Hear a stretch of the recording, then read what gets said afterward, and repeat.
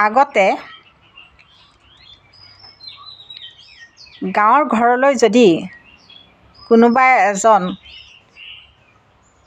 অতিথি আহে তেতিয়া ওচৰ চুবুৰীয়াই আহি সোধেহি, ক'ৰ পৰা আহিছে আপুনি?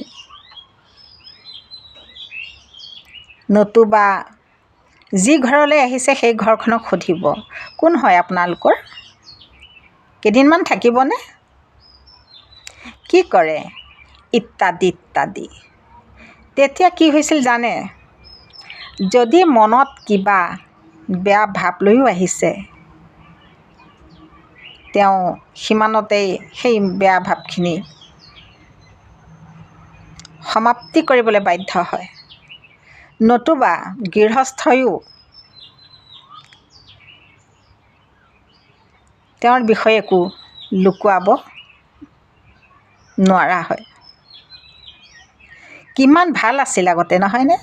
কিন্তু আজিকালি গাঁওবোৰতো কাৰ ঘৰলৈ কোন আহিছে, কিয় আহিছে কোনো নাজানে।